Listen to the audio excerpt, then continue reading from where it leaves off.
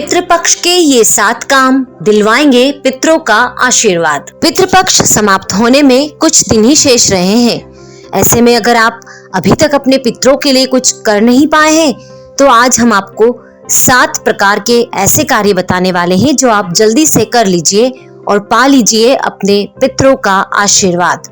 तर्पण। श्राद्ध पक्ष में सबसे ज्यादा महत्व जिस बात का होता है वो तर्पण करने का। तंडुल या काले तिल से जुड़ा हुआ जल अवश्य पितरों को चढ़ाएं। दक्षिण दिशा में मुंह करके जल चढ़ाएं। पिंडदान। अक्षत यानी चावल के आटे से गोल आकार के पिंड बनाए जाते हैं। दाएं कंधे पर यज्ञोपवीत यानी जनेऊ को पहनकर दक्षिण दिशा की ओर मुंह करके और फिर अपने पितरों के लिए उन बनाए गए पिंडों को अर्पित करें। पंचबलि कर्म। 5 जीवों को भोजन देने को कहा गया है। गौ बलि, श्वान बलि यानी कुत्ते को, काग बलि यानी कौवे को, देवादि बलि यानी देवताओं को और पिपलिक आदि कर्म किए जाते हैं, अर्थात सभी को भोजन करवाया जाता है। पंचबलि के बाद ब्राह्मणों को भोजन कराने का विधान है। ब्राह्मण का निर्वर्सनीय होना आवश्यक है। पेट भरकर ब्राह्मण भोज करवाएं, फिर उन्हें यथासंभव दक्षिणा दें। ब्राह्मण ना मिले तो अपने कुटुंब के लोगों को भोजन करावें। सभी लोग शाकाहारी होने चाहिए। दान दें। श्राद्ध पक्ष में ये कोशिश जरूर करें कि अपने सामर्थ्य के अनुसार दान दें।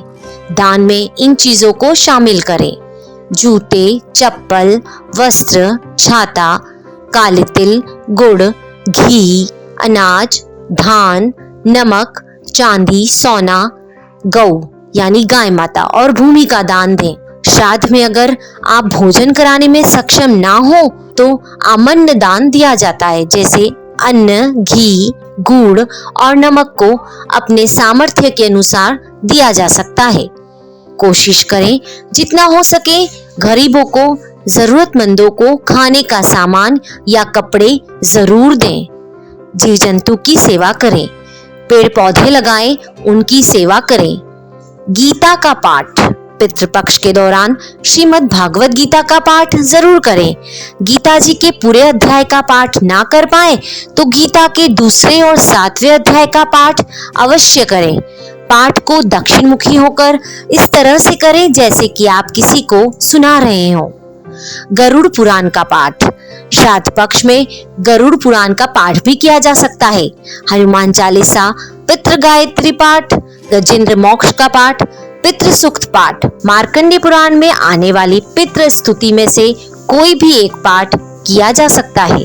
तो अगर आपने अभी तक अपने पितरों के लिए कुछ नहीं किया है तो बिना देर इन 7 कार्यों में से जो भी आपके लिए संभव हो तो पूरी श्रद्धा और सामर्थ्य के अनुसार अवश्य करें और पितरों को प्रसन्न कर उनका आशीर्वाद प्राप्त करें। ओम पितृ देवोभ्य नमः।